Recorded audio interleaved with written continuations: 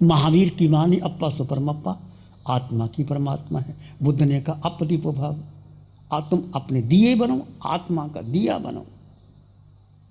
Jesus ने कहा था no thy self, understand thy self, comprehend thy self, uplift thy self, understand thy self. अपने को जानो, अपने को देखो, अपने को समझो और अपना ही निर्णय खुद करो। तो सभी महापुरुष,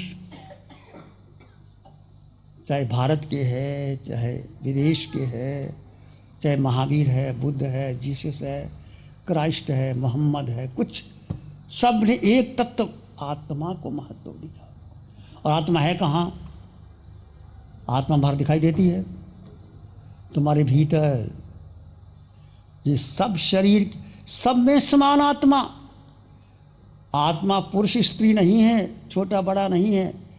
चाहे पुरुष है, चाहे स्त्री है, चाहे बालक है, चाहे वृद्ध है, चाहे जैन है, चाहे हिंदू है, चाहे कोई है, सब में समान आत्मा।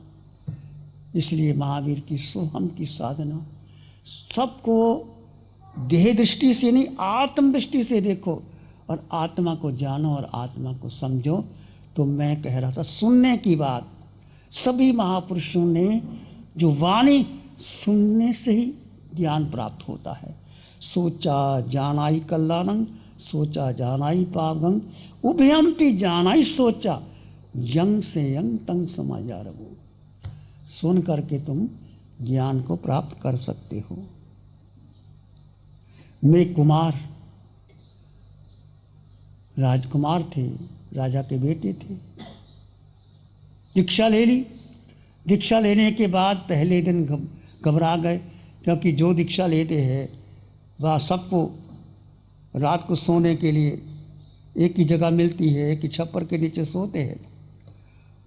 वो बाद में दीक्षा ली थी तो मुनि आते हैं जाते, ठोकर लगती है। तो मैं कुमार आ गया और रात को ही ख्याल आया, भगवान को कहने लगा, सोचा विचार किया, प्रभु मैं राजकुमार अच्छा था, सब लोग मेरी इज्जत करते थे, अब मैं साधु बन गया, सब ठोकरें मार रहे हैं मुझे। सुबह हुई, भगवान को वंदन करने गया। भगवान तो भगवान थे, जानते थे। मैं एक तुम्हें ये संकल्प आया कि मैं राजकुमार अच्छा था, अब दीक्षा ले ली ठोकरों के लिए, मुझे नहीं चाहिए ये बहाना। मेघ याद कर, जब तू हाथी का भाव में था, जंगल में चारों ओर आग लग गई थी, तुमने एक कोस तक जगह को सुरक्षित रखा, सारे प्राणी वहां आ गए। 2.5 दिन तक आग लगी, सब सिमट करके बैठ गए। और एक खरगोश छोटा सा, हाथी का पाँव, कहते हैं सबसे बड़ा पाँव किसका होता है? हाथी के पाँव में सारे पाँव आ जाते। तो हाथी का पाँव इतना बड़ा था, उसने खुजलाने के लिए ऊपर किया, खरगोश आके बैठ गया। अब जैसे वो नीचे करते तो मुलायम जगह लगी, तो उन्होंने, हाथी ने पाँव रख देता तो कुचला जाता, पाँव ऊपर रखा। 2.5 दिन तक आग रही और आग जब शांत हो गई सब चले गए और वो खरगोश भी चला गया। तुमने पाँव ऐसे रखा, अकड़ गया और तुम्हारी मौत हो गई, तुम राजकुमार बने हो। मेघ, एक जीव की रक्षा तुमने किया, हाथी के भाव में तुम राजकुमार बन के दीक्षा ले ली, अब चिंता करते हो। भगवान तो भगवान थे, भगवान ने मेघ कुमार को जगाया और मेघ कुमार ने कहा, प्रभु अब मेरी दोनों आंखें देखूंगा, अब मैं सारा शरीर संयम में लगा दूंगा। ऋषभदेव के 98 पुत्र भगवान के पास आते हैं कि प्रभु हमें राज्य नहीं मिलता। भगवान ने राज्य नहीं दिया उनको। भगवान ने कहा, संभुज संभुज किम न बुज्झा, संभोही खलु पेच दुल्ला, नोह वरमंती रायो न सुलभम पुनर्विजयम। बोधि को प्राप्त करो ए पुत्रो। बोधि, बोधि का मतलब आत्मज्ञान, आत्मदृष्टि, सम्यक दृष्टि। सत्य क्या है उस सत्य को प्राप्त करो। ये जीवन और मृत्यु दिन और रात आते हैं चले जाते हैं, इसकी चिंता मत करो। संबुझ संबुझ किम न बुझा, संबोही खलु पेच दुल्ला। संबोधि का मिलना बहुत दुर्लभ है। दिन रात आते हैं, वापस नहीं आते। भगवान के एक श्लोक ने, एक सूत्र ने 98 पुत्रों को जगा दिया और 98 के 98 सन्यासी हो गए। राजपाट ने, ये सुनने की बात कह रहा हूँ। जम्बू स्वामी 8 पत्नियों को, शादी हुई है, दहेज आया है, 8 पत्नियों को समझाता है, प्रभु चोर आ जाता है। जम्बू स्वामी ने एक एक करके सबको समझाया और दीक्षा ले ली भगवान के पास। गसुकमाल दीक्षा लेकर के एक ही रात्रि में अपना कल्याण कर लिया। अनंत आदि श्रावक जितने भी भगवान की समसरण में, अनंत श्रावक, कामदेव श्रावक भगवान के पास आते हैं। भगवान उनको धर्म का, भगवान ने 2 धर्म बताए हैं, एक साधु का धर्म, एक श्रावक का धर्म। साधु के 5 महाव्रत है, श्रावक के 12 व्रत है।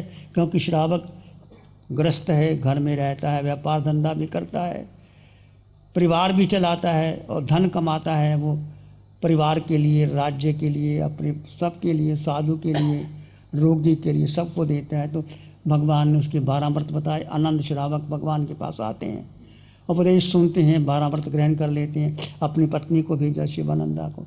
ऐसे कामदेव श्रावक, महावीर के 10 श्रावक।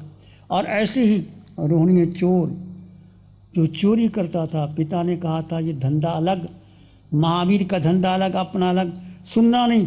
जो कहते हैं कि जब महावीर की समसरण होता था, वो कानों में उंगली लगा लेता था कि उनकी वाणी ना सुने, उनकी वाणी ना सुन जाए। पिता ने कहा था कि महावीर की बात सुनना ही नहीं, सुनेगा हमारा धंधा चौपट हो जाएगा, तुम चोरी कर नहीं पाओगे। तो जो मरते मरते पिता ने उसको उपदेश दिया था कि महावीर की बात को सुनना मत।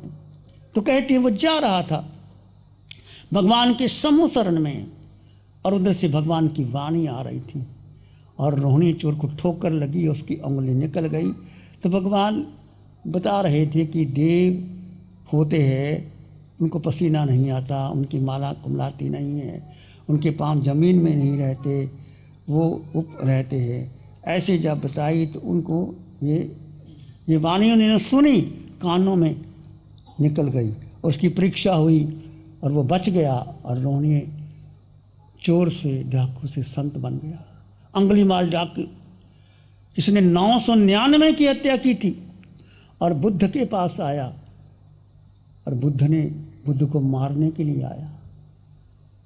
बुद्ध ने कहा कोई बात नहीं, तुम मारना चाहते हैं मारो, एक बात मैं कहता हूँ, ये सामने वृक्ष है ना, इसकी डाली तोड़ के ले आओ, इसमें क्या बड़ी बात है, मैं भी ले आता हूँ। गया, बरछा मारा, डाली तोड़ दी। बुद्ध ने कहा अच्छा, इसको वापस चिपका के आओ, इसको वापस चिपका के आओ। चिपका सकता है? हाथ है किसी के चिपकाने? कहते नहीं प्रभु। तो बुद्ध ने कहा कि जब तुम किसी को जोड़ नहीं सकते तो तुम तोड़ कैसे सकते हो? जब तुम किसी को बचा नहीं सकते तो तुम मार कैसे सकते हो? बस बुद्ध के वचन सुने थे, उस अंगुली माल से 999 लोगों को मारा था और मार करके वो पहन लेता था। ऐसे अंगुली माल डाकू और बुद्ध ने बदल दिया। ऐसे महापुरुषों की बात मैं कह रहा हूँ।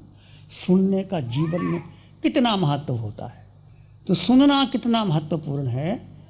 आप सुने, समझे बात को, तो श्रोता सुनना कैसे, ऐसा नहीं कि आए वाणी सुन करके चले गए, नहीं।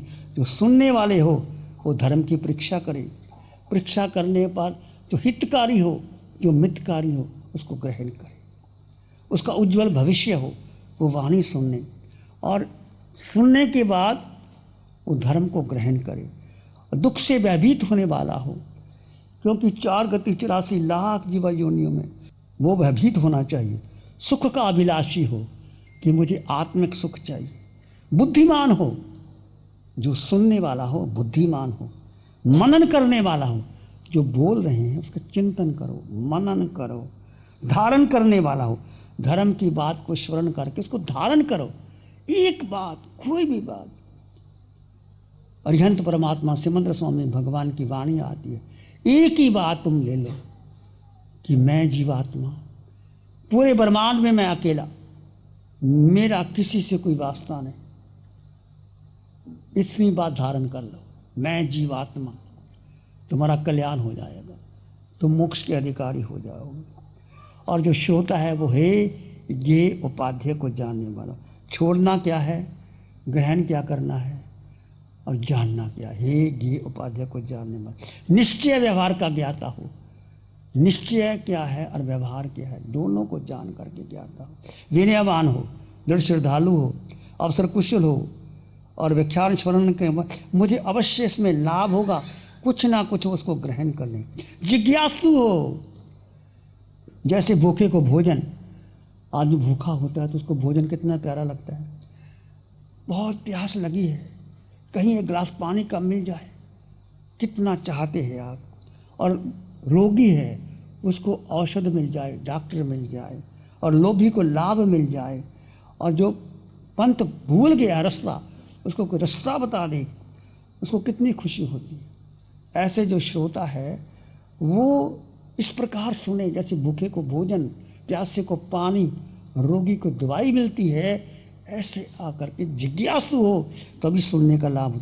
रसग्राही हो, जैसे सार ग्रहण करे, वाणी का सार क्या वो, इस लौकिक सुखों की इच्छा ना करे, इस लोक में मुझे क्या मिलेगा, परलोकों की इच्छा ना करे, सुखदाता हो, प्रसन्नकारी हो, निर्णयकारी हो, निर्णय करने वाला हो, प्रकाशक हो, व्याख्यान से सुना कथन अपने मित्रों और हितैषियों को बताने वाला हो कि देखो मैंने ये सुन के आया। आनंद श्रावक ने सुना भगवान की वाणी को, अपनी पत्नी को ज्ञात, देखो तुम जाओ, मैंने भगवान की वाणी सुनी, मैंने अनुव्रत ग्रहण किए, तुम भी जाओ और वाणी सुनो। और तुम वाणी सुनते हो, अच्छी बात घर में बताना, बच्चों को बताना, बच्चे बहुत इंटेलिजेंट होते हैं, समझदार होते हैं, उसको बताना चाहिए। गुण ग्राहकता होना चाहिए, गुणों को ग्रहण करे, कोई दोष दृष्टिगोचर हो उसको छोड़ दे, सार सार ग्रहण करे। ये 21 गुण है जो सुनने वाला है, 25 गुण है जो वक्ता के होने चाहिए। इसलिए प्रवचन का महत्व होता है। ऐसा नहीं कि आप जाते हो सिनेमा हॉल में, जाते हो बाहर जाते हो, गाने सुन लिए, मज़ा कर लिया, ये मौज मज़ा करने के लिए नहीं होता, आपके जीवन का निर्माण करने के लिए होता है प्रवचन। तो भगवान की वाणी हम सुने। सोचा जानाई कल्याणं, सोचा जानाई पावनं, उभयंपि जानाई सोचा, जंग से अंतं समायरे। सुन करके मनुष्य कल्याण के मार्ग को जानता है, सुन करके अकल्याण के मार्ग को जानता है, सुन करके सत्य क्या है असत्य क्या है, धर्म क्या है अधर्म क्या है, पुण्य क्या है पाप क्या है, सुन करके जानता है। और भगवान कहते हैं फिर अपनी बुद्धि से, पन्ना समिथि धम्मं, अपनी प्रज्ञा से, अपनी बुद्धि से निर्णय करो। सत्य लगे उसको स्वीकार कर लो, असत्य लगे उसको छोड़ दो। प्यारी गुरुवाणी है, बड़ी ही सुहानी है। ध्यान करें, आंखें बंद, मन वचन का है शांत, शरीर शांत, विचार शांत, सृष्टि शांत, वातावरण शांत, हर दिशा हर किनारा शांत। सर के सिरे से पांव के अंगूठे तक अपने भीतर शुद्ध चेतना का एहसास कीजिए। दो तत्व, जड़ और जीव का भेद। सिर के सिरे से पांव के अंगूठे तक एक जीवात्मा, वो तुम हो। विचार आएंगे आने दो, जाएंगे जाने दो, आप मात्र दृष्टा हो।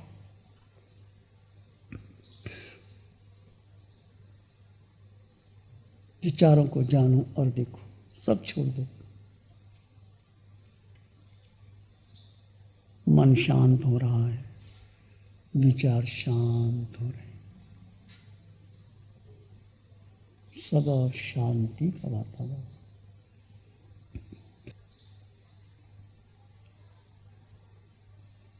और अपने भीतर भीतर गहरे चले जाएं।